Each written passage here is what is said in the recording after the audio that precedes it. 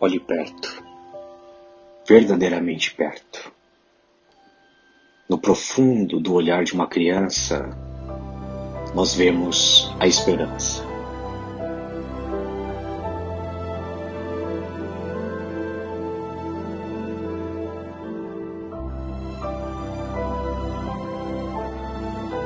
Seja quem ela for, aonde ele vive, se nossa primeira ação for a imposição de um dogma, então não somos líderes humanos e humanitários.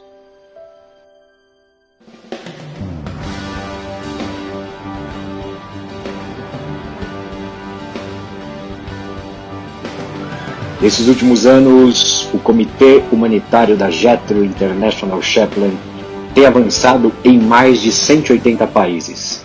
You don't need to be alone. You can count on us. Jethro, qui n'est pas seul, compte sur moi. Somos humanos. Somos humanitários. Sono qui per dirti che tu non sei solo. Cuente conmigo, yo soy Jethro. Yoroshikereba, Nihon ni otetsudai shimasu. Ajudando a aldeia mundial a conectar-se além do materialismo, dentro de uma verdadeira proposta humana e humanitária. Ensinando milhares a expandir sua inteligência espiritual, a Jethro é hoje a organização que mais cresce, elevando o conceito para uma nova liderança global.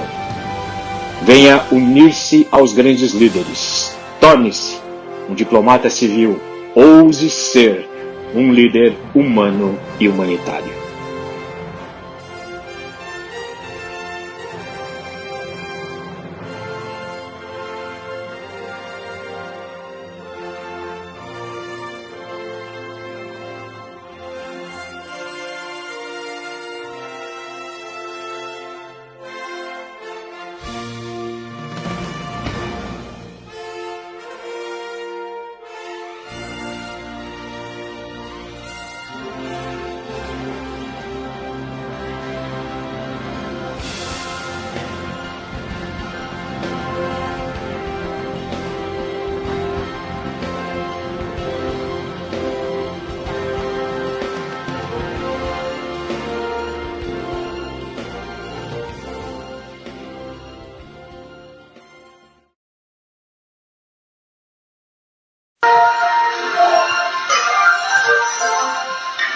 Pois bem, com essa introdução, eu apresento ao senhor a Jethro International, uma entidade de amplitude e realizações em nível mundial, que visa agregar e capacitar líderes de todas as vertentes, de todas as crenças e de todos os ramos de atuação e segmentos de atuação, para que esses líderes possam, através de uma consciência humana e humanitária, com relevância na atuação da espiritualidade, possa transformar o mundo em que vivemos para melhor. Está presente na sala nosso superintendente de conteúdo, Dr. Rodrigo Teras. Eu gostaria que nesse momento ele fizesse as considerações iniciais. Boa noite a todos, sejam muito bem-vindos. Bem-vindos, Dr. Diógenes, é uma honra recebê-lo aqui entre nós, né? Aprender não tem nada mais poderoso do que o aprendizado, né? Porque o aprender é uma troca, né? Eu sempre falo, tolo é o mestre, não é que ele acredita que é detentor do saber, né? Este é um tolo, né? Sábio é aquele que tem a capacidade de se abrir às constantes trocas da vida, né? E é o que nós temos feito aqui nesses últimos tempos, nesse tempo de quarentena. Hoje, você que é brasileiro, né, com certeza você acordou com um Brasil talvez um pouco diferente, né? Para alguns, um pouco mais aflito, para outros talvez um pouco mais entristecido, mas, acima de tudo, e talvez nunca a nossa sociedade presente, e aí eu estou falando da aldeia global, nunca precisou tanto da presença de um capelão. No meio da guerra, no meio do caos, são os capelães que lembram os que estão feridos, lembram aqueles que estão à frente, que estão comandando, lembram o aspecto humano, lembram que no meio do pior cenário que o ser humano pode chegar, que é a guerra, os capelães estão lá lembrando que ainda assim nós temos o dever de continuar sermos humanos. Mais do que nunca, não só o Brasil, mas o mundo pede a presença da capelania. A presença desses que precisam, nesse momento de histeria, é uma histeria emocional, uma histeria religiosa, uma histeria política. Nesse momento, precisamos da voz da capelania, a voz da sobriedade. A voz destes que estão argumentando um Estado laico, uma espiritualidade livre, e principalmente uma liderança que se posiciona, se coloca de forma humana e humanitária. Essa minha singela abertura, quero agradecer a presença de todos, né? Mais uma vez, agradecer a presença do professor Diógenes, doutor Diógenes, que está conosco nessa noite. Doutor Arlindo. Muito obrigado, doutor Rodrigo Teras, por essa introdução institucional. Eu quero, mais uma vez, agradecer a presença de todos, e na pessoa da senhora Cleo Banai e do nosso querido Sebastião, eu saúdo os homens e mulheres presentes nessa sala.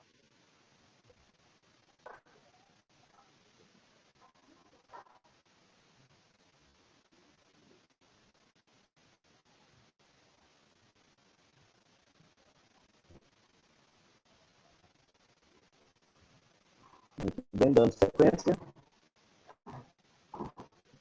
Hoje nós teremos a palestra com o Dr. Rodrigo Ceni. Desculpa pela gafe. Dr. Diógenes Ceni. Ele é procurador da Câmara Municipal de Uberaba, é advogado e é juiz arbitral. E também é um diplomata civil humanitário da Jetro International. E ele nos proferirá hoje a palestra falando sobre um tema muito presente e atual. E, aliás, como foi dito no início, apimentado no dia de hoje. Então, com isso, nós passamos a palavra ao palestrante. Ele fará a sua exposição.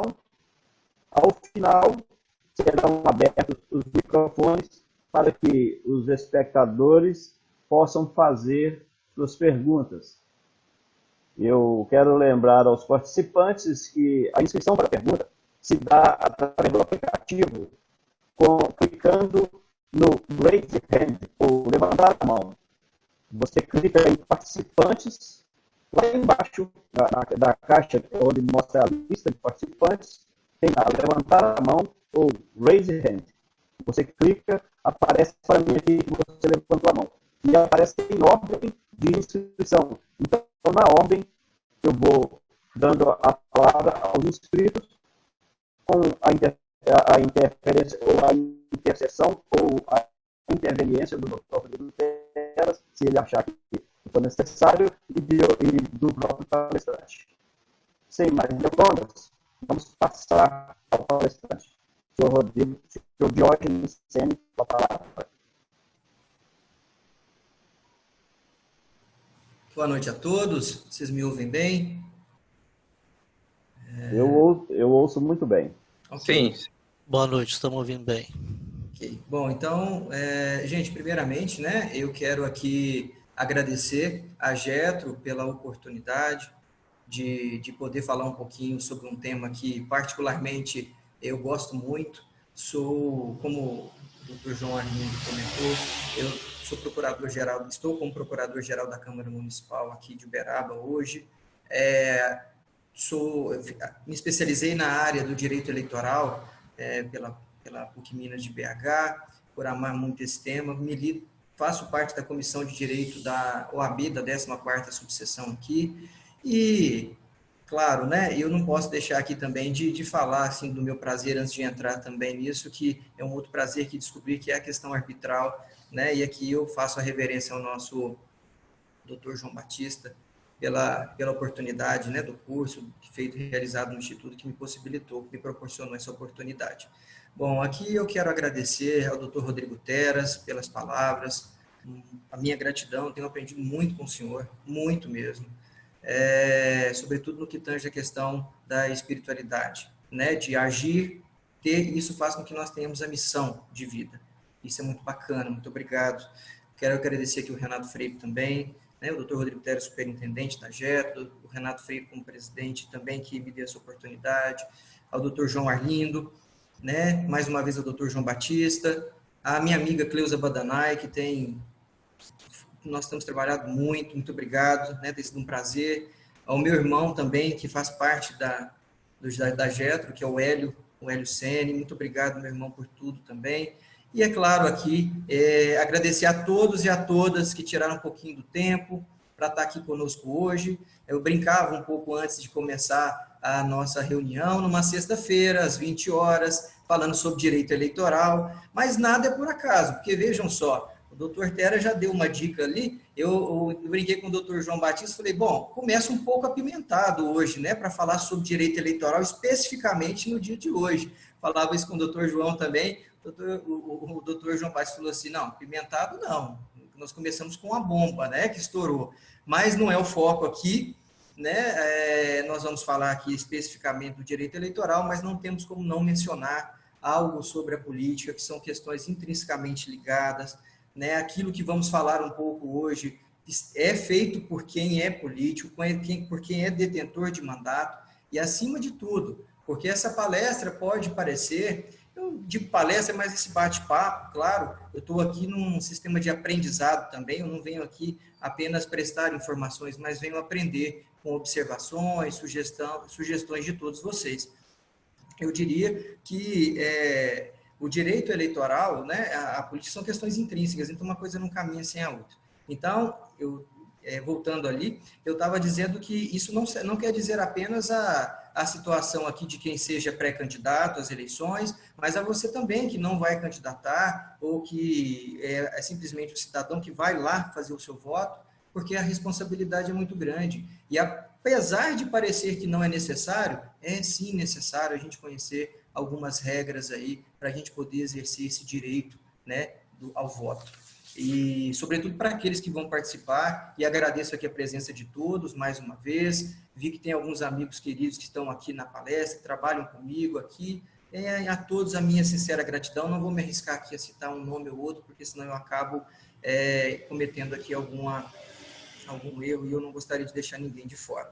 Então, gente, só iniciando aqui, por que nós vamos falar, né, entrando na palestra aqui propriamente dita, por que nós precisamos falar aqui? Por que esse tema das principais mudanças? Primeiramente, eu não tenho aqui a intenção de esgotar o tema, mesmo porque o nosso tempo é curto, e a ideia aqui é nós falarmos um pouquinho, trocarmos ideias, trazer algumas questões práticas do dia a dia que nós temos. Por isso, à medida que eu for falando, naqueles pontos ali que eu acho que, com relação à prática, assim, incita muita dúvida, eu participei aqui, estou já trabalho nesse ramo há alguns anos, participei de campanhas para vereadores, e graças a Deus, campanhas vitoriosas, campanhas para deputado, que graças a Deus hoje estamos juntos, continuamos nessa caminhada. Então, assim, não tem como não falar nessas principais mudanças, porque elas são necessárias para que nós tenhamos o nosso caminhar. O que é importante a gente saber aqui?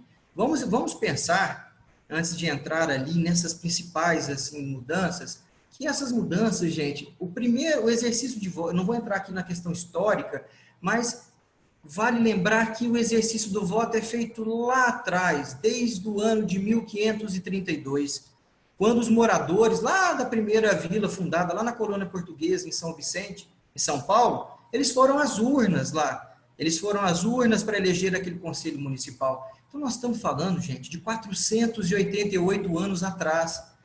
E a civilização muda, as pessoas mudam, as ideias mudam, as necessidades mudam, e as adequações elas são necessárias para que acompanhem o seu tempo. E aqui nós vamos trazer um pouquinho das mudanças que vêm que são as mini-reformas eleitorais, que vêm lá do ano de 2015, 2017, 2019, falando mais especificamente das nossas últimas mudanças.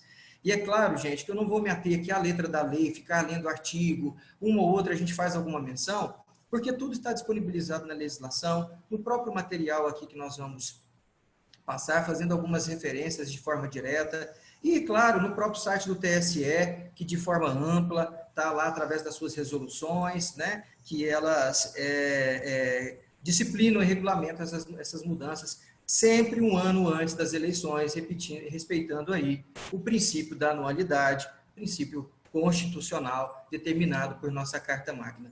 Bom, mas vamos lá então. Aqui nós vamos falar então das principais mudanças para o ano de 2020. E agora nessas principais mudanças, Joaquim, pode passar por gentileza? Como a primeira e principal mudança, nós temos a questão do domicílio eleitoral.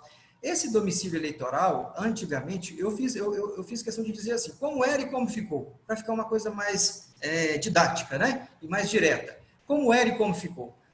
Antigamente, o domicílio eleitoral, para aquele que queria se candidatar, ou seja, para aquele que queria se filiar, e para aquele que gostaria de exercer o seu direito ao voto, ele tinha de se filiar ao partido, né? Ele precisaria, antigamente era de 1 ano, e agora nós estamos falando em 6 meses. Ou seja, o candidato, ele deverá comprovar o domicílio eleitoral pelo prazo mínimo de 6 meses, com filiação partidária pelo mesmo prazo. Então, essa, inclusive, pela época em que estamos, já é uma situação que está definida, uma vez que no dia 4 de abril finalizou-se o prazo de 6 meses para quem tinha a intenção de se filiar e concorrer, tanto para aqueles que não têm mandato, quanto para aqueles que têm mandato cuja janela partidária define o prazo de 30 dias antes das eleições, do período dos 6 meses que antecedem as eleições. Então, isso já está sanado, mas aqui a título apenas de informação. Então, mudou. Antes era 1 ano, agora são 6 meses. Para a próxima, fiquemos atentos. Seguindo em frente, nós vamos falar aqui um pouquinho também sobre a questão do teto de gastos. Gente, olha para vocês verem como é que as coisas mudam. Antes de 2015, os próprios candidatos é que determinavam o teto máximo de gastos.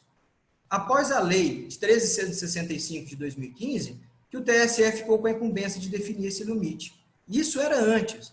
Diógenes, mas como ficou agora? Agora, o limite ele é definido de acordo com a última eleição. Então, como nós estamos falando de eleições municipais, desde 2016, ou seja, esse valor que foi gasto lá, o maior valor, no caso dos vereadores, daquele que gastou mais, vai ser aquele é a referência atualizado pelo IPCA, e no caso do prefeito, a época do candidato que mais gastou. Gente, então vejam vocês, o tanto que... E a lei eleitoral, ela é muito importante, essas mudanças são necessárias. Vejam vocês, a quem antigamente beneficiava? Quem tinha condições financeiras. Ah, Diógenes, então agora não precisa de ter? Claro, nós sabemos que as eleições, e nós vamos falar um pouquinho adiante, ela necessita sim da questão do valor, mas agora a legislação, o direito eleitoral entra para tentar equilibrar, para dar possibilidades para partidos pequenos, para pessoas que não têm uma condição financeira abastada, para que possam igualar e concorrer de igual para igual. Indo também agora do próximo, nós vamos falar agora da arrecadação por venda de bens e promoção de eventos. Pessoal, esse é um tema que ele Às vezes a gente pensa de apenas passar por ele, mas eu preciso falar um pouquinho dele de forma rápida. Por quê? Porque como era? No Brasil não havia previsão legal para esse tipo de arrecadação, mas era a forma que existia na época, né? Não havia essa previsão legal porque a legislação ela era muito esparsa, não havia um controle maior, eficaz. Como que agora os candidatos eles podem promover eventos, almoços, jantares, bazares, com o objetivo de arrecadar fundos para custear a sua campanha. Contudo, aqui eu faço uma observação àqueles que são pré-candidatos, que estão nos assistindo agora, né, que vão enfrentar aí essa batalha, que tenham cuidado em relação a essa situação. Por quê? Porque isso interfere diretamente, isso é difícil, ele é complexo para fazer, tá certo? E exige um controle muito grande disso. Então, tudo que se gastar vai ter que entrar na prestação de contas. Hoje, a prestação de contas é uma questão fatal para o candidato. Então, tomem cuidado, se resolverem fazer isso, podem fazer? Claro que pode, mas se estejam amparados por profissionais qualificados, para que vocês, dá muito trabalho, na prática o resultado é pequeno e, de fato, se vocês me perguntarem, Diógenes, você aconselha? Não, não aconselho, mas se essa for a única alternativa, cada um tem a sua realidade, siga em frente, mas com responsabilidade, ok?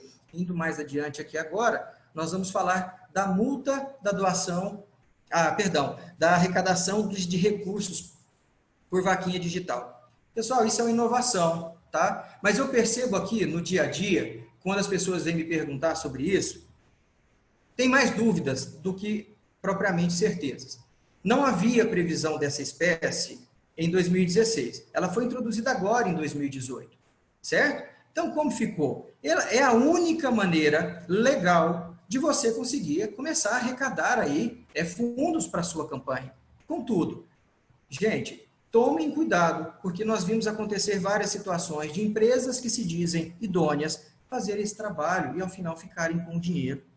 Por quê? Porque Diógenes, mas quem pode fazer? As empresas legitimadas, cadastradas pela Justiça Eleitoral. Essas sim têm a legitimidade. Por que eu insisto nisso? Porque no momento em que vai haver... Porque até a partir do dia 15 de maio, nós temos alguns dias ainda para a convenção dos candidatos. E você que é pré-candidato, aí eu falo diretamente para você, você vai participar de uma convenção, vai participar de uma eleição intrapartidária para que tenha seu nome escolhido pela convenção. Necessariamente a filiação ao partido não indica que você vai ser o candidato. Existe uma grande chance? Claro que sim, mas coisas acontecem e mudam. Então, precisa ser uma empresa idônea, porque se você não for escolhido por aquela convenção, e assim permanecer, né, se não houve nenhum problema, estou falando nesse contexto isolado, esse dinheiro precisa ser devolvido àqueles que doaram. E se você for escolhido, esse dinheiro vai ser utilizado quando? A partir do dia 15 de agosto, quando a Receita Federal vai liberar o seu CNPJ, vai ser possível a partir daí a abertura de contas bancárias, ok? Então, fiquem atentos a essa questão da vaquinha digital, busquem informações, porque esse assunto é muito sério, causa muito problema, tá bom? E mais adiante agora, nós vamos falar sobre o Fundo Especial do Financiamento de Campanha. Bom, pessoal, aqui eu vou parar um pouquinho para a gente conversar com mais calma. Até a eleição de 2016, os partidos tinham direito apenas ao fundo partidário, tá certo? Não confundamos, então. Nós temos o fundo partidário e hoje nós temos o Fundo Especial de Financiamento de Campanha. O Fundo Especial de Financiamento de Campanha será aquele dinheiro que isso está valendo desde 2018, isso foi aplicado lá. Os partidos, eles contarão com um fundo especial que vão custear as campanhas, os gastos com a campanha. E aí, a previsão para 2020 é de 2 bilhões. Este valor é verba pública.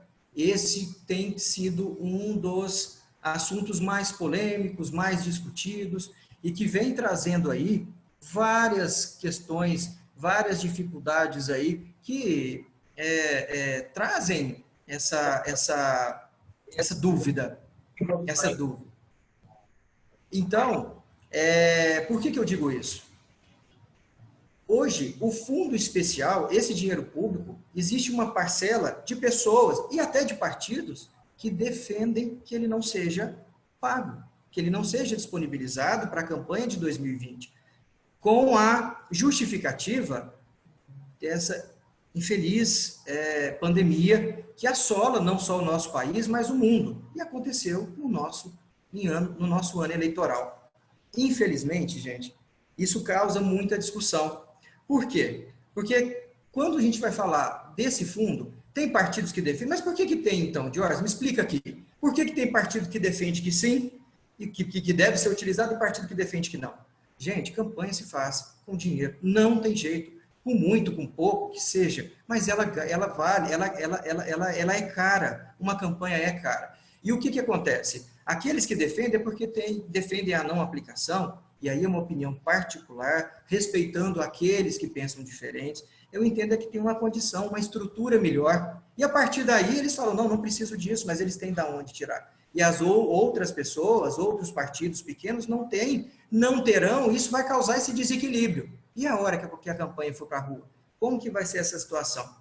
Então, gente, essa discussão ainda está latente, isso não tem nada definido, foi montada aí comissão junto tem a comissão, salvo engano, perante o próprio TSE, que está discutindo essa questão, né? Já teve aí sentença suspendendo aí o não pagamento, quer dizer, impedindo o pagamento na época correta, mas eu digo aqui para vocês, se tudo continuar como está, se a gente não tiver adiamento, eu não acredito, nós vamos falar um pouquinho, mas eu não acredito muito nessa questão de adiar as eleições para o ano de 2022. Esse é um sentimento que eu tenho particular, uma vez que temos aí questões constitucionais que impedem que isso aconteça. O que pode acontecer, às vezes, vamos esticar o prazo até ali, meados de dezembro, para que as coisas aconteçam. E eu acho, assim, pelo andar da carruagem aí, esse fundo, ele vai ser utilizado, e desde que ele seja feito da forma devida, conforme a legislação eleitoral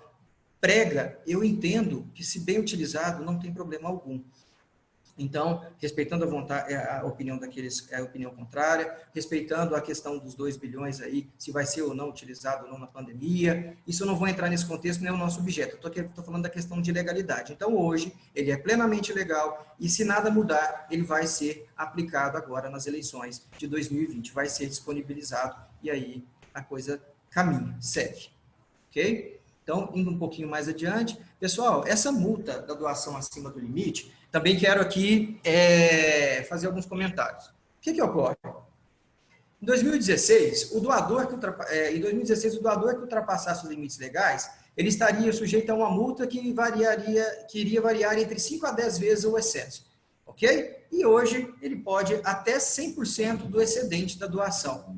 Agora, o que eu queria pedir para vocês, ficarem muito atentos em relação a isso, que isso dá muito problema. A pessoa, no intuito de ajudar, ela tem uma poupança. Ela fala assim, não, Diógenes, vamos imaginar, né? Eu sou o pré-candidato, Diógenes, eu vou te ajudar. E aí ela vai lá, ela tem um dinheirinho na poupança. Só que ela declara o imposto de renda dela, o valor bruto do ano anterior, ela declarou 30 mil reais, que ela recebeu no ano, correto? Lá na lei fala que é 10% do total bruto arrecadado no ano anterior à eleição. Mas aí ela vai lá e fala, pô, eu quero ajudar o Diógenes mais um pouquinho, eu tenho lá 10 mil guardado na poupança, eu vou doar para ele 5 mil. Eu não vou doar 3, não. Eu vou doar mais. Eu quero agradá-lo. E isso é com a melhor das intenções que eu digo. Gente, sabe o que vai acontecer? Multa. Vai acontecer a condenação, isso é fato, isso não tem discussão. A jurisprudência dos tribunais estão pacificadas, consolidadas, no sentido de que não pode ser feito. Então, deixa eu dar uma sugestão para vocês aqui. Você que é pré-candidato, que vai disputar a eleição, você é advogado, você é contador que nos acompanha aqui agora, faça o seguinte. Eu sei que é difícil pedir isso, mas as pessoas, muitas das vezes, elas não têm problema em informar. Se certifiquem que essa pessoa do valor bruto doado pelo imposto de renda. Tá certo? Porque isso dá problema para quem doa, ela tem que pagar a multa, como dá problema para quem recebeu a doação. Então, eu peço a vocês que se certifiquem disso, porque a eleição é uma loucura, é uma correria. E a pessoa fala, não, já doei, tá lá. Tá, mas você poderia doar esse valor? Então, gente, eu vejo isso acontecer, vi isso acontecer por diversas vezes e dá muito problema, tá bom? Indo um pouquinho mais também, agora para o próximo slide. Bom, gente, esses carros de som, mini trios e trielétricos, como isso deu discussão? Sabe por quê? Quando a gente está na campanha estadual, né, para presidente, senado, deputado, a campanha é mais distante. Então, ali não tem muito aquela coisa de um trombar com o outro, encontrar o outro, porque cada um está recorrendo à região, correto? Mas vamos pensar isso a nível agora de município. Gente, vocês vão lembrar, não tem muito tempo. Alguém, por acaso, tem saudades do tempo em que o carro de som, mini trios, vou falar do carro de som e motossom, vai, isso que acontece demais aqui nos municípios. Lembra aquelas musiquinhas que toda hora, eu acho que a gente ia dormir, não dormia com tanta música na cabeça. O que aconteceu agora? Quais foram as mudanças? E eu falo para vocês aqui, como advogado aqui, que a gente está aqui na área, aqui, trabalhando diretamente, eu falo que foi um alívio, viu, gente? Porque agora só é permitido em carreatas, caminhadas e passeatas. Ou seja, não adianta o que o cara fazia antigamente? O que é uma situação mais barata, o cara gravava um som, colocava uma moto, uma caixinha de som na garupa da moto e rodava a cidade 24 horas por dia. Aquilo era uma loucura. Aí, agora não pode. Mas aí eu vou contar uma coisa para vocês aqui, que a gente vive, né?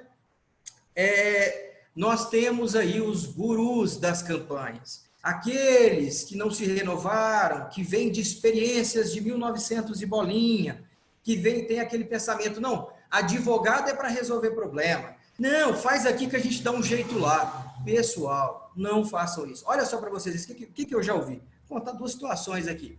Certa vez, alguém falou para mim, doutor, o senhor deve estar equivocado com relação à interpretação dessa lei, com essa mudança. Falei, mesmo? Então me explica. Não, simplesmente é o seguinte, ele pode sim fazer, o meu candidato pode entrar no carro, pode montar na moto, desde que seja ele. Então ele pode rodar a cidade inteira sem ser mini trios, sem ser em passeatas, carreatas, sem ser em comícios. Falei, pode. Então é só ele ficar dentro do carro 24 horas, ele não vai pedir voto não. Ele vai ficar só rodando. Ah, entendi. Ô, gente, por favor, isso não pode. Não existe isso, é só nas carreatas. Ah, não, mas tem aquele outro guru que sempre vem também para nos dar uma ajuda. Fala, não, você está certo, é só lá na carreata. Mas tem um detalhe, viu, Diógenes? O candidato não... Gente, quando a gente vai fazer uma campanha, aonde o pré-candidato vai? Ele sobe lá na caminhonete aberta para que todos possam vê-lo. Isso é uma campanha e está tudo certo. É assim que funciona. Como é que eu peço voto? Aí veio um guru e falou assim para mim, não, agora não pode mais. Agora o candidato tem que ir junto lá no carro durante a carreata. O candidato tem que andar lá na garupa da moto, porque se a fiscalização vê, nossa, coitado. Então, gente, são curiosidades que eu estou trazendo aqui, que são coisas que a gente escuta e que se criam as coisas. E não é assim. Então, nesse sentido, você aí que tiver com essa intenção trabalhando, seja como candidato ou não, enfim, carro de som e moto, som apenas nessas situações, ok? Indo um pouquinho mais adiante, pessoal, com relação a essa situação aqui dos debates, eu vou fazer a leitura aqui e a gente vai passar um pouco de forma mais rápida sobre eles. Por quê? Porque existem questões muito específicas que estão na legislação, envolvem aí questões de números, contas. Então vamos lá. Como era antes os debates? Era permitido aos veículos, sendo obrigatória a participação de todos os candidatos de partidos com representantes na Câmara dos Deputados. Como ficou? Como será agora em 2020? Continua sendo permitidos os debates, sendo obrigatório a participação apenas de candidatos que tenham em seus partidos mais de 5 representantes no Congresso Nacional. Tá certo? Então, assim, fiquemos atentos a essa questão, porque isso é muito interessante no momento em que existe o debate, sobretudo falando aqui das campanhas majoritárias, a gente tem que ter um cuidado em relação a uma tratativa mais direta em relação a emissoras de rádio, de televisão, para que a gente possa aí estar mais atento e ver aí o que pode e o que não pode, tá bom? Para a gente poder fazer as alegações e ninguém sair prejudicado. Indo um pouco também mais adiante, esse aqui é um pouco mais rápido mesmo, o rádio e TV. Vejam só, da mesma forma eu vou fazer aqui a análise dessa rádio e TV. Como é que era? Nas eleições municipais antigas, lá atrás, candidatos a prefeitos e vereadores, eles dividiam o espaço nas emissoras de rádio e TV, alternando-se nos dias de segunda a sábado. Você vai se lembrar bem, a televisão hoje perdeu um pouco de foco, de força na realidade, melhor dizendo, com as mídias sociais, mas vocês vão se lembrar que os vereadores antigamente gravavam programas. Lembram disso? Tinha os programas dos vereadores, tinha o programa dos prefeitos. Agora mudou. E nesse ano, somente candidatos a prefeito vão ter programas. Isso vai acontecer de segunda a sábado, das 7 às 7h10, e do meio-dia ao meio-dia e 10, no caso do rádio, e das 13 às 13h10 e 20h30 às 20h40, no caso da TV. Como vão ficar os vereadores, Diógenes? Os vereadores terão direito às inserções de 30 segundos, tá certo? Então, assim, não adianta você que é pré-candidato, alguém chegar para você e falar, briga lá que você tem direito, sim, a ter o seu programa. Gente, não tem. Houve essa mudança. Então, assim, eu já vou falando isso ao longo do tempo, eu fico muito, porque assim, a gente ouve, na prática, a gente escuta muita coisa. Então, assim, muita gente que não sabe o que está falando e coloca em risco o candidato, coloca em risco a campanha, por conta de uma medida simples. Então, vamos ficar atento a isso, perguntemos àqueles que, de fato, entendem da matéria, da legislação, para que não tomem nenhuma decisão equivocada, tá bom? Então, nesse sentido, a gente vai um pouquinho passar mais adiante agora, João, por gentileza, para a gente poder dar andamento aqui na questão da nossa palestra. Bom, pessoal, esse tema é bacana, não é? Esse aqui eu vou falar dele aqui mais um pouquinho aqui. Acho que tem muita gente que vai se identificar com ele. Vou contar até um caso aqui, não vou contar, como diz, o milagre, mas eu não vou contar o santo não, tá? Vamos lá. Como é que era? Não tinha previsão legal, correto? Então, sabe aquela campanha eleitoral que o cara ia lá, ele não fazia a dele, mas ele preparava para atacar o outro? Primeiro, eu acho que isso não leva ninguém a lugar nenhum. Eu acho que a gente tem que olhar o nosso, fazer o nosso papel, aquele que é pré-candidato, fazer o papel dele e deixar o outro de lado tocar a vida dele. A não ser que existe uma razão muito lógica, muito óbvia para poder fazer. Mas, caso contrário, acho que cada um segue e cuida da sua vida. Agora, hoje, gente, olha que bacana, isso foi muito bom. Quem der causa a qualquer notícia falsa com finalidade eleitoral, sem prejuízo de reparação civil, responderá criminalmente. E a pena, gente, é de reclusão de 2 a 8 anos de multa. Então, vamos lá. Vamos dar um exemplo aqui. Eu não vou nem partir para o lado da maldade, não, tá? A pessoa não tem intenção. Vou partir desse pressuposto. Vamos organizar aqui, vamos pensar uma pessoa, e nós estamos falando da campanha em campanha municipal. Então, a campanha municipal, ela tem algo de quente, né, de paixão, de amor pelo candidato. Tem situações aqui, gente, de campanhas aqui do cara pegar o outro pelo cós da calça, não sei se o pessoal sabe essa expressão, e levantar e grudar na parede. Nós temos situação aqui do cara pegar no colarinho do outro e falar, ó, você não entra no meu espaço aqui não, nós estamos cruzando o mesmo calçadão aqui, mas se você me olhar, eu vou para cima de você. Então tem essas coisas, gente. Aí, agora, tirando essa parte, eu falei que não ia falar de questões ruins, mas acabei falando, mas vamos lá. Gente, a questão da fake news, ela é tão interessante, porque até pode prejudicar a pessoa querendo fazer bem. Como assim, Diógenes? Vamos lá. Um belo dia, aquela pessoa, né, você é candidato, né? Vamos imaginar, eu vou me colocando aqui no exemplo, né? Eu posso falar de mim, não tem jeito, então vou falar só de mim. Vou me colocando como exemplo aqui. O candidato, ele lança, o pré-candidato, ele está lá. Não, o candidato mesmo, durante a campanha, já está liberado, ele está trabalhando, ele está andando 24 horas por dia praticamente, e a gente sabe que campanha municipal é sola de sapato e tal. Aí tem um apoiador, aquele que é louco por você. Ele fala, não, eu vou fazer tudo que tiver que fazer para você ser eleito. Sabe o que ele faz? Ele no dia, ele cansado, ele fala, meu Deus, tem alguém que está na frente do meu candidato. Ele fala, eu tenho uma ideia, vou levantar amanhã cedo, vou montar um Facebook falso e vou falar mal do candidato opositor, porque eu ajudo o meu candidato. E nisso, o candidato nem sonha que isso está acontecendo. Ele está lá na rua pedindo voto, trabalhando, correndo atrás.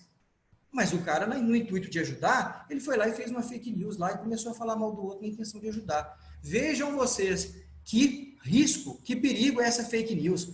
A dificuldade dela é a constatação, de você conseguir fiscalizar isso. Mas se fiscalizar, gente, presta bem atenção. O problema não é só do candidato, não é só do pré-candidato. O problema é daquele que... Aí você vê lá, aí você fala, poxa vida, aquele cara apoia lá o Diógenes. O cara é um cara sério, então ele está fazendo, é verdade que ele está falando do outro também. Então eu vou lá e vou compartilhar e vou disseminar isso. Pessoal, vocês vão ser responsabilizados por isso. As pessoas que fizerem isso serão responsabilizadas. Então, tomem consciência, responsabilidade. Direito eleitoral mudou. A política mudou. Não adianta a gente fazer política sem responsabilidade mais. Hoje, uma política, nós vamos falar um pouquinho adiante, ela não é feita sem ter assinatura de um advogado, sem assinatura de um contador. Sabe por quê? Porque ela é fiscalizada de perto. Com a questão das eleições, com a questão da internet, da questão eletrônica, né, enfim, da internet que hoje é o que comanda, a comunicação é muito fácil. Então, tomem cuidado. Essa questão da fake news da cadeia. Então, gente, aqueles que forem fazer, que tivessem... Eu estou falando para vocês que eu passei isso aqui. Teve gente que falou, eu ajudei meu candidato, doutor. Fui lá, levantei e falei, vai, corre lá agora, acaba com isso. Pelo amor de Deus. Então, é isso. Gente, nesse caso, é isso que eu queria trazer para vocês, esse exemplo prático aí, para que vocês possam ficar atentos a isso. Indo um pouquinho mais adiante, vamos lá. Despesas com advogado e contador. Gente, essa é uma eleição, inclusive, ocorrida agora, no ano passado, que vai valer a partir de agora, e não é porque eu sou advogado, não, e não defendo, não é porque eu faço parte da classe, não. Sabe por quê? Porque eu entendo que a legislação eleitoral andou bem nesse sentido aí. Porque o que se existia antigamente? Aquilo que eu disse lá atrás, no começo da palestra. Vamos fazer o seguinte, vamos arrumar alguém para assinar aqui, e aí lá na frente a gente resolve o que faz. Não é assim. Só que advogado, contador, a alegação que sempre existiu é que é caro. Então a gente não vai gastar, a gente vai quebrando o galho.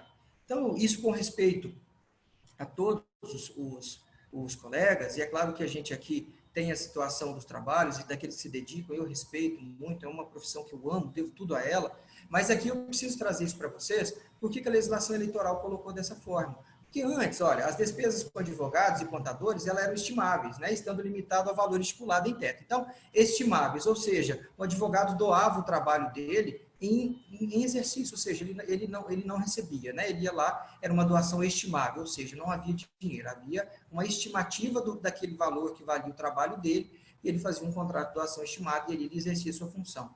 Porém, agora, como é que está hoje? As despesas com advogados e contadores podem ser custeadas com o fundo de financiamento, aquele fundo lá atrás que nós estávamos falando agora há pouco com o dinheiro público, porque eles devem ser contabilizados, mas não estão sujeitos ao teto de gasto de candidato. Aí já surgiu um monte de polêmica sobre isso, que isso foi um meio de se fazer isso, de se fazer aquilo. Pessoal, eu não entendo dessa forma. A justiça eleitoral, ela busca incessantemente o equilíbrio entre as partes, entre os candidatos.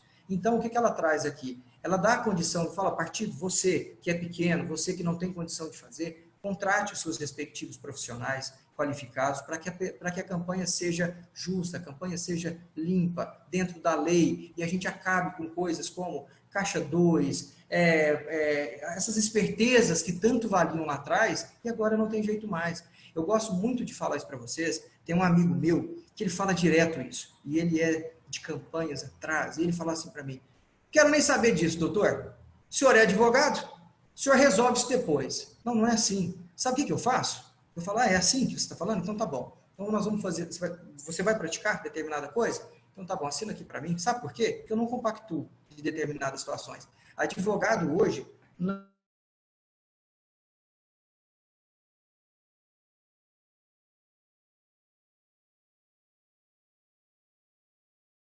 Doutor Diógenes, seu áudio caiu.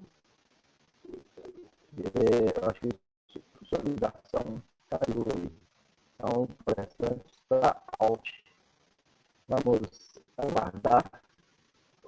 Enquanto isso, nós queremos fazer alguma intervenção enquanto ele volta.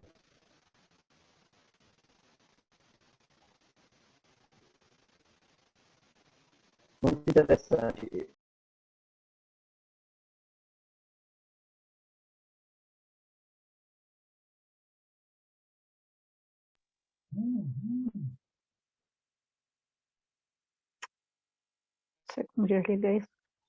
Eu acho que a máquina do Dr. Diógenes caiu e parece que ele está out, mas ele deve voltar. Pois bem, até agora ele estava falando da legislação eleitoral, como era e como ficou. É um assunto de fato muito interessante, porque ele nos remete ao mundo que no nosso dia a dia nós não temos o hábito de pesquisar. Na verdade, o eleitor ele seguia mais pelas propagandas eleitoral e também pela paixão política, né? Até o início do ano, agora, em fevereiro, eu estava também procurador do município no interior de Minas Gerais, e lá, a cidade chama Aimorés, lá tem lado A e lado B. Ou você está de um lado, ou você está do outro. E, às vezes, a discussão é tão apaixonada, é tão voltada para o lado da paixão pessoal pela política, que o Dr. Diógenes já está de volta. É o que eu sempre digo, ao vivo é assim que acontece. Se fosse gravado, teria sido editada essa parte e ninguém saberia, né? Mas é assim mesmo que acontece quando estamos ao vivo. Eu estava aqui falando, doutor Diógenes, que até o senhor estava falando aí da questão partidária da fake news e tal. Sim, eu estava sim. falando que até fevereiro, agora eu estava procurador-geral do município de Aimorés, lá no interior de Minas Gerais, e lá tem lado A e lado B. Não interessa o que você pensa, o que você veste, você é do meu partido, você é meu amigo. Se não é, cara, eu vou querer te malhar. Mas eu não vou alongar na minha conversa, porque o sujeito está de volta, a palavra está consigo novamente. Ok, gente, peço aqui sinceras desculpas, eu acho que teve um pico de energia aqui e eu acabei ficando, meu computador simplesmente desligou. Eu peço desculpas para vocês aí, tá bom? Mas retornando aqui, né, a questão que nós falávamos, como a questão de despesas com advogado e contador. Então, dentro disso, inclusive, que até o Dr. João acabou de dizer aqui agora, e essa questão apaixonante, né, de lado A, de lado B, gente, de verdade, isso tira das pessoas, e eu falo porque a gente acompanha isso de muito perto aqui, isso tira a razão das pessoas. As pessoas simplesmente, elas deixam elas vão apenas pela paixão, e aonde há todos os problemas possíveis que vocês imaginarem, de agressão física, agressões de ordem psicológicas, e a coisa vai caminhando por aí.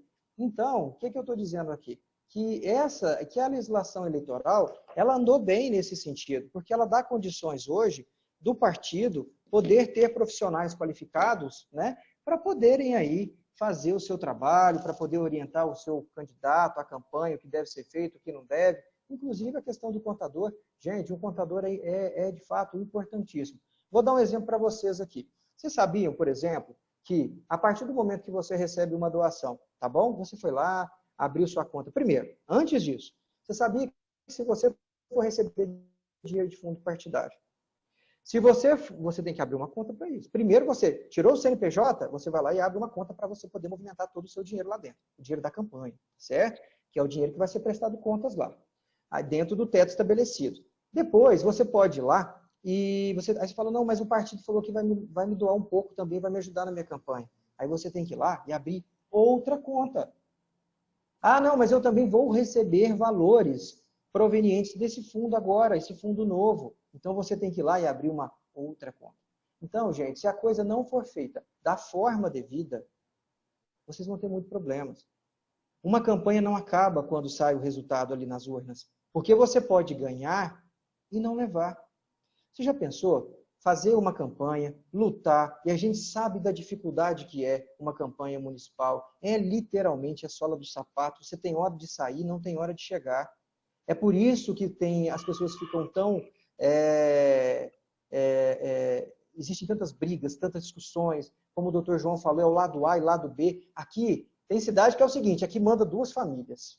Isso existe ainda. Vocês acham que não? Existe.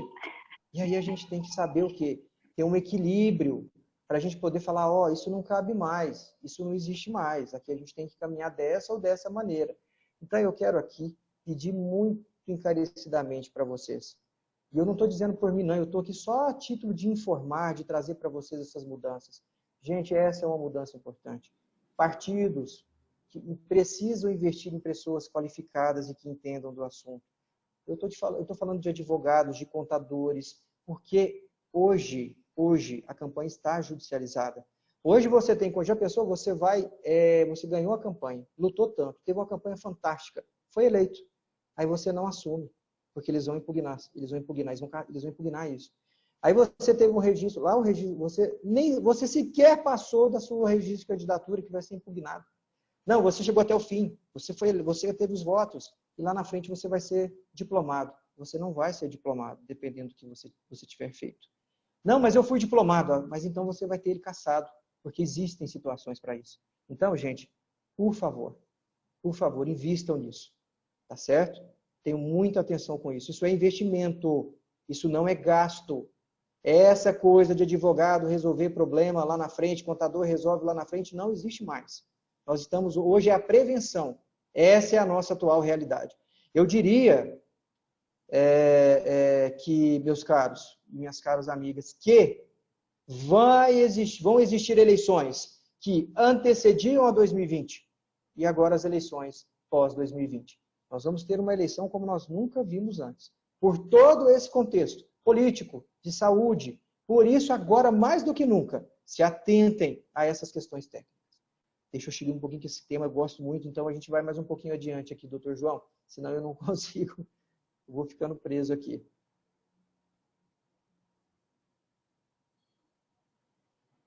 Bom, pessoal, vamos lá então? Vamos falando um pouquinho mais adiante, impulsionamento de conteúdo. Esse aqui é a menina dos olhos de ouro, não é verdade? A propaganda eleitoral na internet, de forma paga, não tinha previsão nas eleições de 2016. Ela foi feita de forma bem difícil, né? Bem limitada, porque ninguém sabia de fato o que ia acontecer. Quais eram as mudanças, o que podia fazer, o que não podia.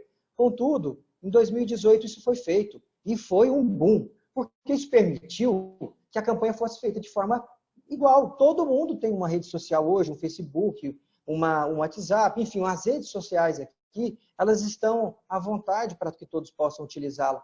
Então, mas Joyce, eu quero fazer isso, como é que eu faço? Gente, isso tem regra.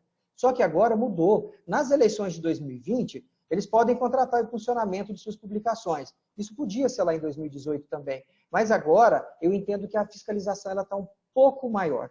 Vamos imaginar aqui uma situação também prática que aconteceu. O candidato fala, bom, gente, eu vou fazer minha campanha pelo Facebook, eu vou montar minha página, eu vou começar aqui antes do prazo, ou mesmo no prazo eleitoral, a pessoa começa a disparar a campanha. Gente, a campanha pelo Facebook, o Facebook, ele vai emitir um relatório das publicações que você fez, porque esse relatório vai para aquela prestação final de contas que é feita lá atrás, lá na frente. Nós temos uma prestação de contas parcial e nós temos uma prestação de contas final. Tudo que foi feito até o dia 7 de setembro, isso vai entrar. Então, aquele relatório do Facebook, de tudo que você gastou, com o dinheiro da campanha, com o cheque da campanha, tudo com o dinheiro da campanha, isso tem que constar lá. Porque se você não prestar e isso passar, e você fizer isso só lá no final, mas eu fiz de todo jeito. Não, você deveria tê-lo feito no dia 7 de setembro. O que você pagou até o dia 7 de setembro tem que entrar na prestação de contas. Tá certo? Então, por exemplo, não é simplesmente fazer, eu vou impulsionar aqui. Ah, não, vou falar aqui bem mineiramente, né? Sou mineiro aqui. Não, vou dar um jeitinho, vou pegar meu cartão, vou dar uma impulsionadinha ali, vou colocar uns créditozinhos ali. Pessoal, não pode. Não pode. Todo o impulsionamento que é feito via Facebook, via mídia social, não pode ser feito por dinheiro particular. Tem que ser com dinheiro da campanha, dinheiro que está na conta, porque isso tem que ser prestado. E a Justiça Eleitoral está muito atenta sobre isso. Tá certo? Podem impulsionar? Podem. Façam isso. Façam isso. Impulsionem. Mas com responsabilidade. Gente, é tão bacana isso, se for feito certinho. Pra vocês terem uma ideia, o Facebook, até o jeito de colocar, de escrever abaixo ali nas suas publicações, a legislação eleitoral fala do jeito que tem que ser. Então não é livre, não é liberado. Tem regra. Por isso eu falo para vocês, ajam de acordo com o que a legislação fala, tá bom? Porque senão vocês terão problemas, aqueles que trabalham com direito terão dores de cabeça para resolver, os que trabalham nas campanhas, os técnicos da campanha, os assessores. Então, eu acho que vale muito a pena ficar atento a isso. Ok? Então, indo mais um pouquinho à frente, nós vamos falar agora das coligações. Bom, pessoal, isso aqui eu acho que todo mundo já sabe, né? Eu vou praticamente aqui repetir. Coligações. As coligações foram permitidas até o ano de 2018. Como sempre, campanhas municipais são laboratórios. Então, a gente hoje, nós nesse ano vamos ter aí uma campanha onde não teremos coligações. Então, antigamente podia, agora não pode mais. Como é que ficou? Hoje nós temos o que nós chamamos de chapa pura. Que é isso, Diógenes? Antigamente os candidatos se reuniam através dos seus de partidos aí para lançar uma chapa. Essa chapa tinha mais de um partido e esses números aí permitiam com que A ou B com menos voto arrastasse, chegasse. Hoje não tem isso mais. Hoje é a chapa pura. O que é chapa pura? Você está afiliado àquele partido X. Aquele partido X, ele precisa de atingir o quociente eleitoral. Vamos pensar? Se uma cidade precisa de 8 mil votos para fazer uma cadeira, quantos votos aquele partido X tem que fazer para fazer uma? 8 mil votos. Lembrando que temos a limitação ainda de 10% hoje do candidato. Se o partido fizer os 8 mil votos na somatória da chapa inteira e aquele candidato tiver 799 votos, está fora. Diógenes, mas o partido fez 8 mil votos, como é que ele não vai ser eleito? Ele tem que, está na lei, é uma das mudanças. Os 10% são obrigatórios, você tem que ter pelo menos 800 votos. Vocês entenderam? Porque às vezes a pessoa vai, e aí isso é a título de esclarecimento. A pessoa fala, não, eu tenho uns 500 votos aí, eu acho que dá para mim poder ser eleito. Dependendo da cidade, ok. Dependendo da cidade, não. Tem cidades aí que você precisa de 4 mil votos para ser eleito. Tem cidades que você precisa de 300, de 400, de 500. E aí tudo isso é uma conta matemática, tá certo? Então, fiquem atentos também em relação. Mas não existe coligação mais, tá? Coligação hoje é feita apenas pelo poder, pela campanha majoritária. Ok? Ela ainda pode fazer. Mas a proporcional, que são a campanha, nesse caso, dos vereadores aqui no município, não pode. E também em 2022, no caso de deputados, também não poderão, se não houver nenhuma mudança. Tá ok? Um pouquinho mais adiante, então, doutor João, estamos finalizando aqui, senão o pessoal vai embora. Número de candidatos. Gente, aqui, esse tema, número de candidatos, e até apareceu ali a distribuição de vagas, eu não vou me atrever aqui isso houveram mudanças, até porque não tem mais coligações. Então, hoje, como não tem mais coligação, pode alcançar até 150% mais do que as vagas. Antigamente, por conta das coligações, a conta era outra. Eu não vou entrar especificamente nesse tema aqui, pelo seguinte, porque isso é tema de uma reunião única. Aqui a gente tem que trazer, e se isso for interesse, a gente puder fazer, e se for interesse de todos que estão, a gente faz aí no sentido de trazer exemplos práticos de como eu calculo, de como o partido faz a sobra, de como, para fazer para fazer dois.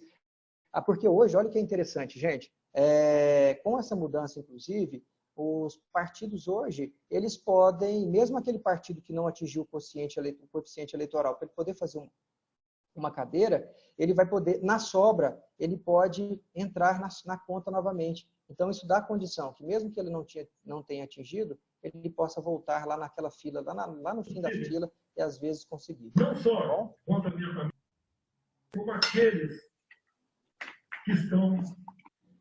Oi? Bom, gente, mas pode passar, por favor, doutor João? E a distribuição de vagas, que é o que eu acabei de dizer agora também, tá? Que também houve a mudança, mas que por conta dessa situação da coligação também incidiu, mas precisa ser... porque hoje todos os partidos participando das eleições, é o que eu disse antes, eles participarão da distribuição das vagas que sobrarem, entendeu? Então, está no artigo aí, os artigos inclusive estão indicando aí as suas referências para que todos possam poder verificar. Bom, gente, de uma maneira que objetiva, de uma maneira que não sei se consegui, como disse no começo, a intenção aqui não era esgotar o assunto, até porque isso é impossível, né? Em razão da complexidade do tema, da grandeza do tema, né, pelo qual eu sou, como disse anteriormente, apaixonado. Então, eu queria aqui dizer para vocês, para a gente finalizar, que isso exige muita responsabilidade. Você, que é técnico, que vai fazer assessoria do seu candidato, seja advogado, contador, assessor político, seja o que for, seja quem for, tenham responsabilidades. A legislação eleitoral, ela não vem para atrapalhar. A legislação eleitoral, ela vem para ajudar, ela vem para equilibrar. E por isso que nós tivemos mudanças como, e aí eu não vou entrar no debate se funciona, se é certo ou não. O STF veio e falou, olha, doações para empresas não podem mais. Vejamos o que aconteceu, o que foi fruto dessa política. Por que as empresas não podem mais? Por tudo que nós vimos acontecer agora. Vamos mencionar vamos lembrar da questão de Lava Jato e tudo mais. Então a legislação veio e tentou organizar isso. Se está certo ou não, se podia ter outro caminho ou não, isso é uma outra história que a gente pode falar num outro momento. Até porque eu acho que poderia sim, mas de outra maneira. Mas o STF definiu isso até que haja alguma mudança, é assim que vai ser. Então hoje doações são só por pessoas físicas. Pra vocês terem uma ideia, vocês podem hoje receber uma doação. Vocês sabiam que vocês têm 72 horas para indicar lá na prestação de contas aquele dinheiro que caiu na sua conta? E que se você não caiu, você vai ter problema na sua prestação de contas? Então você tem que trabalhar quase que diuturnamente ligado com o contador, advogado, informações a todo instante. Então, por favor, prestemos atenção, sejamos conscientes dos nossos atos e atitudes, principalmente, nós, sobretudo que trabalhamos no meio, que estamos aqui para fazer o melhor, para fazer aquilo que é correto. Não só para nós, não só para aqueles para quem trabalhamos, para os políticos que nós estamos aí. Tem pessoas que fazem coisas erradas? Claro que tem, mas tem pessoas boas, que fazem coisas muito boas e que cumprem o seu papel, que cumprem a sua missão perante a sociedade. E aí, pessoal, nesse caso, eu estou dizendo isso para vocês porque até os meus contatos estão aí, viu, gente? Caso alguém tenha alguma dúvida daquilo que foi, acaba que a gente não tem como adentrar especificamente aos assuntos, mas está aí. Qualquer dúvida eu vou estar à disposição para poder esclarecer também. No final teremos as perguntas. Mas peço a todos vocês que tomem consciência na prática dessas eleições, que vão ser eleições totalmente atípicas, algo nunca visto. Eu acho que essas eleições de 2020 vai ser um divisor de águas. Vão existir eleições antes de 2020 e eleições após 2020. Então, assim, e num contexto de política, num contexto de saúde, num contexto gigantesco. Nós temos aí, por exemplo, essas questões que estão acontecendo, que hoje já aconteceram, já desestabilizou o país, desestabilizaram o país. Então, sejamos firmes, sigamos em frente, com propósitos, com valores, porque isso sim, isso é que as pessoas, que não só que trabalham, mas que vão lá e exercem o seu papel de cidadão, vão lá e votam, essas pessoas querem pessoas que trabalham honestamente, que fazem o que deve ser feito, que esclareçam para elas aquilo, que tragam essa transparência para que elas tenham a segurança de exercer o seu direito ao voto.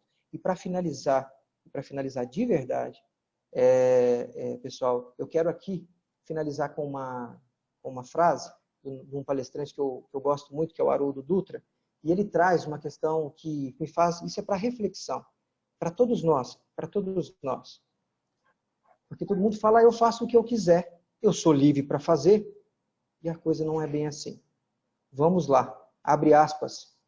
Liberdade não é fazer o que se quer, porque ninguém faz o que quer. Liberdade é fazer com sabedoria o que precisa ser feito. Então está nas mãos de todos nós fazer o que deve ser feito com sabedoria. É isso que eu tinha para ajudar, para colaborar no dia de hoje. Peço desculpas aí pelo acontecimento do meu computador aqui, que infelizmente desligou, e se me alonguei um pouco. Obrigado a todos pelo carinho, pela disponibilidade de nos ouvir aqui. Muito obrigado, doutor Diógenes Sene. Eu tenho um amigo em Belo Horizonte, Diógenes, que chama Rodrigo Sene. E, cara, toda hora que eu vou falar o seu nome, o Rodrigo vem na minha mente. Então você me perdoa, tá? Eu acho que tem muito tempo que eu não vejo o Rodrigo, então tô confundindo. Sem problemas. Diógenes Ceni, pela excelente palestra, profundo conhecimento, de forma bem didática, trouxe aqui para a gente assunto que de fato escapa da nossa percepção no dia a dia, e é importantíssimo a gente ter isso em mente, mesmo enquanto eleitor, para a gente saber a quantas anda as campanhas, se está tudo correndo direito, se aquele candidato ou o outro candidato está coerente com o seu discurso, né? Tudo isso é importante a gente observar. Eu queria aqui pedir licença para que eu mencionei aí Moraes, e na sala está a doutora Madalena Patrício, que também é colega nossa advogada e é também secretária de Educação do município de Aimorés. Então, eu espero ter sido feliz na minha abordagem, né, para poder manter a imagem intacta. Eu gostaria, como é costume, pedir ao doutor Rodrigo Teras que fizesse a intervenção dele nesse momento, para, após isso, a gente abrir aos debates. Bom, primeiramente, aplausos ao Diógenes, doutor Diógenes, que honra, né, que sabedoria, né, que troca fantástica. A partir disso, me vem uma frase que acompanhou muito da minha educação. Eu vejo que é um ranço que está na cultura do nosso país. Hoje, sinceramente, eu ouço pouco ela, mas ela está muito no DNA da cidadania do nosso país. Acredito que você já tenha ouvido a seguinte frase: futebol, religião e política não se discute. E essa talvez seja uma das frases mais, perdão da palavra, mais imbecis que possa ser determinado como parte integral da formação cultural de um ser humano. Porque num país cuja a sua principal, uma das raízes mais fortes é o futebol, você engessa qualquer possibilidade de criação, de argumentação, de reflexão. Num país que você não discute política, é o que nós temos visto, não é, de camarote, o que acontece no dia a dia. É o cenário do nosso parlamento. Às vezes as pessoas ficam chocadas com o parlamento e parece que o parlamento é um Big Bang, né? O parlamento brotou do nada, né? De repente vieram discos voadores, né? E trouxeram deputados e senadores. Essas pessoas vieram das nossas comunidades, do nosso voto. Essas pessoas, elas vieram do nosso vizinho, né? Daquilo que eu, como cidadão, eu permiti que eles estivessem lá. No Brasil não se discute religião. E aí existem verdadeiras deformidades. Volto a dizer essa palavra. Nós temos deformidades nas estruturas sacerdotais. E cada vez mais tem poder de fala, tem microfone na mão, tem povo do lado. Então eu quero dizer com muita, depois do que o doutor Diógenes falou, eu não sabia. Você sabia essas informações? Não sabia. São informações que passam pelo futuro, pelo meu futuro, o futuro dos meus filhos, o futuro da minha família. E aparentemente algo tão distante, aparentemente algo que poucos se interessam. Nós temos, e eu vejo que o Brasil já está muito diferente. Hoje nós sabemos o que é um STF, podemos não saber o nome de todos, mas pelo menos de 4, acredito que todo mundo sabe, todo mundo tem uma ideia. Nós sabemos o que é o Congresso, sabemos o que é o Senado, sabemos o que é a Presidência da República, mas temos que avançar. E avançar é discutir, e discussão é reflexão, né? Essa ideia que o Diógenes falou muito isso, as pessoas estão, e é muito porque fomos educados nisso, não se discute política, não se discute religião, não se discute futebol. Então aí quando eu começo a discutir, eu não me controlo, eu sou passional, aí eu vou lá e chuto o outro, aí eu vou lá e cuspo no outro. Então nós temos que dar vazão, nós só vamos aprender a discutir ouvindo o outro. Nós só vamos aprender a construir uma cidadania pelo contraditório, meu amigo, pelo contraditório. Achar que eu vou construir uma cidadania só do meu ponto de vista, querido, você está num regime fascista, perdão, você está começando a ir para um lugar de muito totalitarismo. Agora, quando eu tenho essa compreensão, e aí, nesse cenário que nós colocamos da Getro, talvez isso seja inédito, porque pela primeira vez eu não estou acolhendo aquele que é da minha religião. Eu não estou acolhendo aquele que é da minha crença, não. Eu estou acolhendo o humano. Eu estou acolhendo aquele que precisa de mim. E não importa nem se ele acredita, nem se ele acredita em mim. O que importa é a minha postura. E a minha postura é em prol do outro, é em prol de uma humanidade diferente. Não é possível que nós só tenhamos estas posturas e a gente acompanhe isso, que também é outro pensamento péssimo. Isso é uma utopia. Não, isso não é uma utopia. Isso é um pensamento de construção. Da mesma forma que você construiu uma Roma no meio do nada, da barbárie, você teve Roma. No meio da areia, você teve o Egito. Culturas absurdamente avançadas para o seu tempo, de estruturação, de legalidade, de legislação. Por que não podemos olhar para o Brasil, para o mundo e enxergar a potencialidade humana, a grandiosidade humana? Quero só compartilhar rapidamente, me aproveitar do brilhantismo do Diógenes, não é? Para dizer que nós estamos muito seriamente nessa toada, principalmente em relação à reflexão da espiritualidade, que é o que nos cabe. Essa gerência, essa estruturação de uma inteligência, uma intelectualidade no meio espiritual. Temos que sair. Hoje, o que eu vi de argumentações histéricas, frente à política.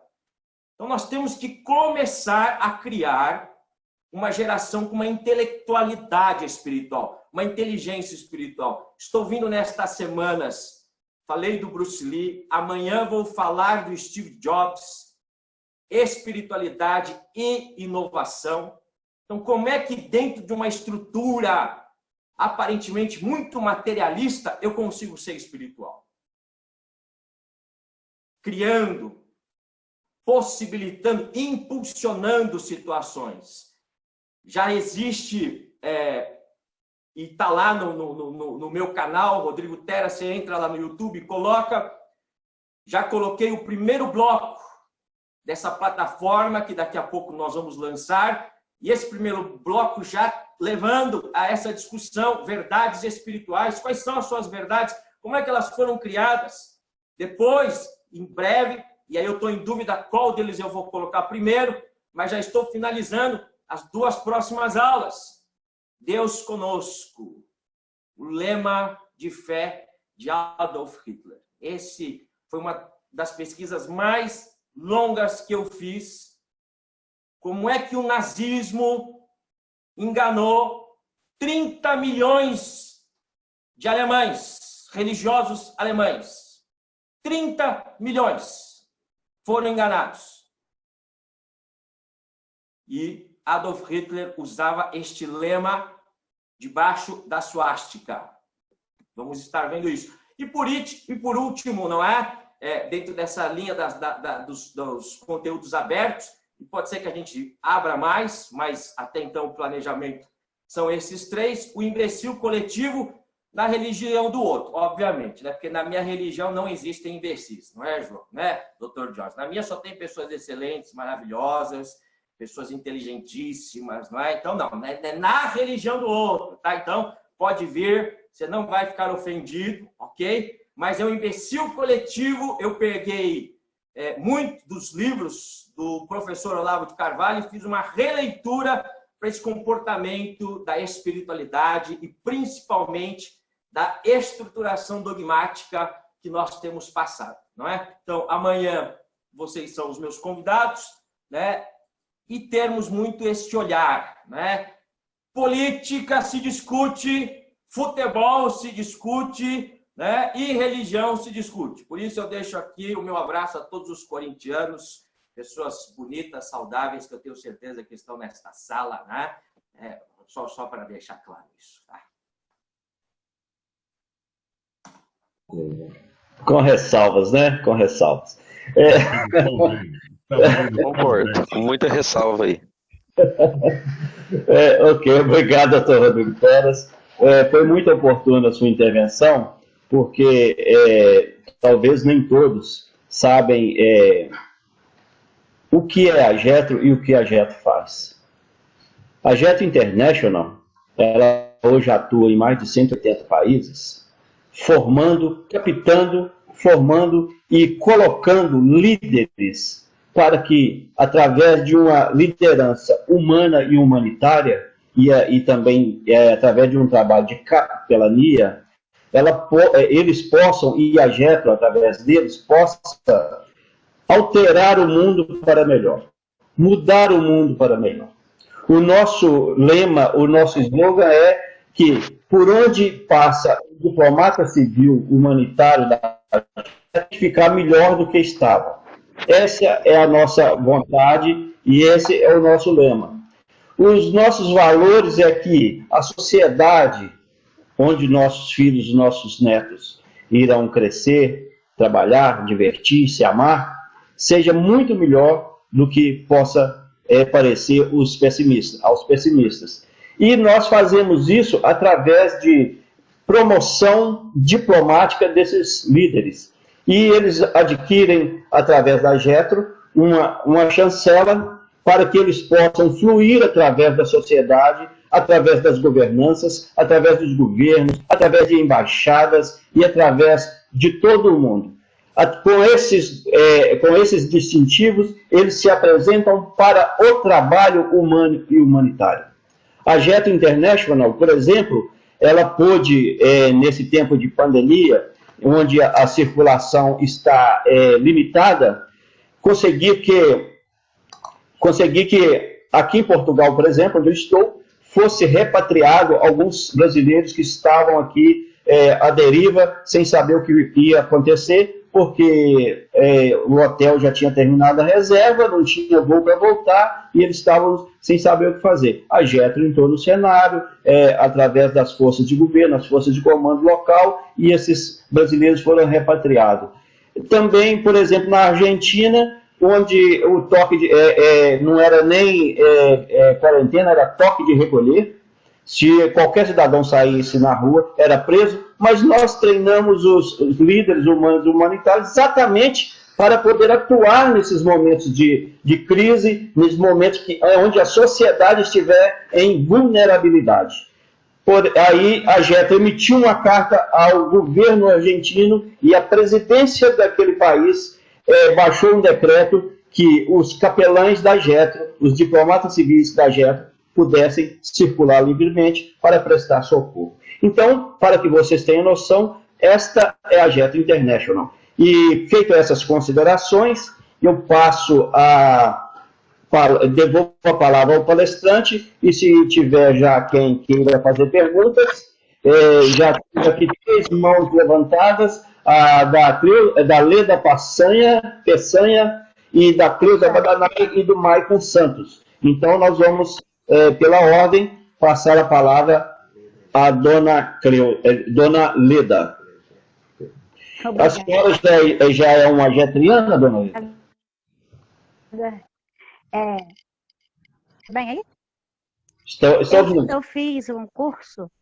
Eu fiz um curso aqui em Cabo Frio, eu moro em Cabo Frio, mas eu não entendi muito bem, eu não usei. Eu tenho 1 ano que eu fiz, 1 ano e pouco, né?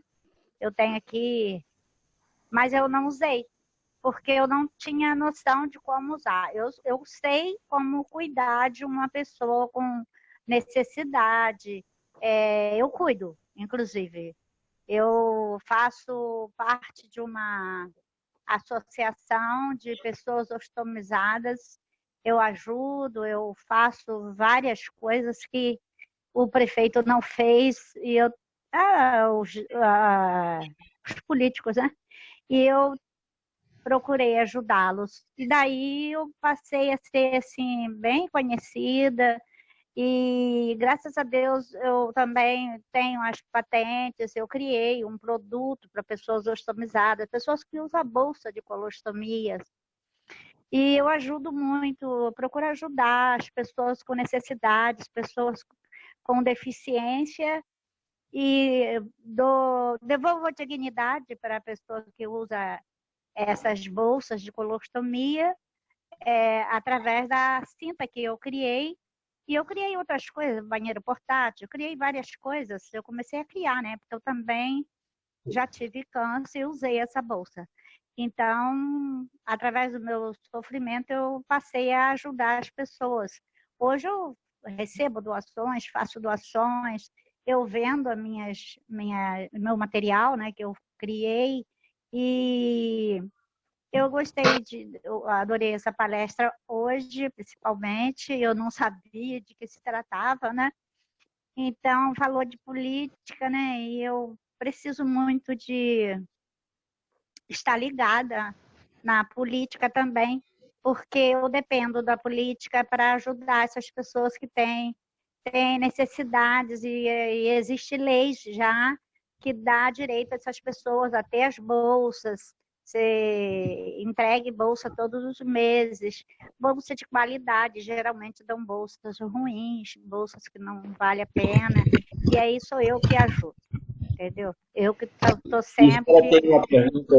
Já tem uma pergunta ao palestrante, senhora, fica à vontade.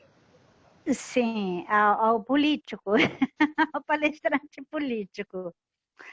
Eu não votei, vou aproveitar essa aí.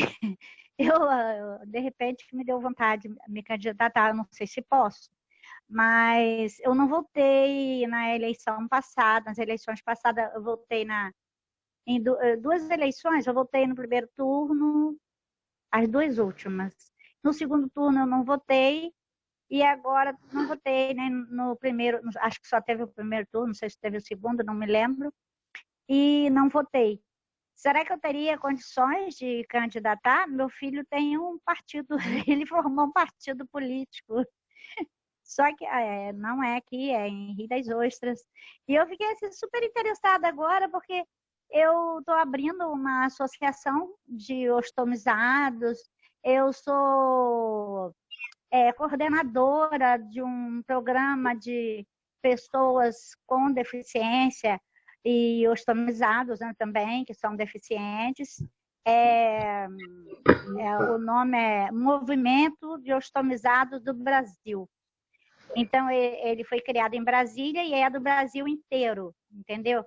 Eu faço parte da minha região. Eu sou coordenadora. Oi? A senhora pode concluir sua pergunta, por favor? Ah, tá. Mas aí é isso aí. Mas só que agora eu tô de quarentena, né? Porque sou bebezinha, novinha, né? Criança tem que ficar em casa. Já tô há mais de mês de quarentena. O problema do título, por exemplo, é atrás da minha casa aqui, do meu apartamento. Só que eu não sei se eu vou poder ir lá ver. Entendeu? Deixa eu Primeiramente, muito obrigado pela pergunta que a senhora fez agora, e desde já desejo que a senhora continue aí nesse trabalho, que tanto ajuda o próximo, né? Que essa, sim, pelo que eu entendo, é uma função da Jetro aí, né? De um capelão. A senhora, como capelão, tem sim exercido o seu papel. Bom, dona Ieda, né? Leda. Leda. Dona Leda, é o seguinte, nesse caso, a senhora não tem condições mais de concorrer ao pleito, porque o prazo finalizou-se em 4 de abril, tá certo? Então, como eu disse lá no comecinho da palestra, que aquele prazo, né, porque o prazo para filiação ao partido, ele é 6 meses que antecedem, o último prazo final é o dia que antecede os 6 meses das eleições. Então, o dia 4 de abril deu exatamente os 6 meses que antecedem aquilo que foi estipulado pela legislação. Então, infelizmente, a senhora não pode ser candidata. Tá? Agora, com relação ao seu título, a senhora pode sim regularizar ele para poder exercer o seu direito de voto. Isso pode ser feito até o dia 6 de maio.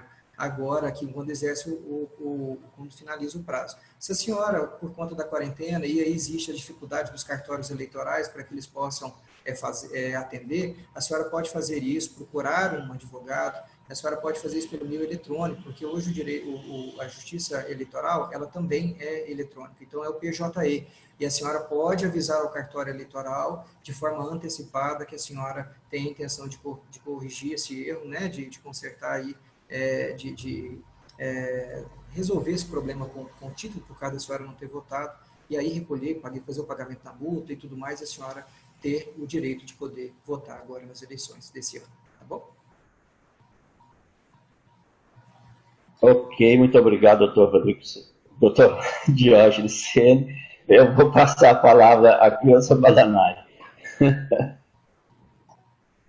Doutor Diógenes, meu parceiro, meu amigo, parabéns pelo brilhantismo, tudo bem? Parabéns pelo brilhantismo da palestra.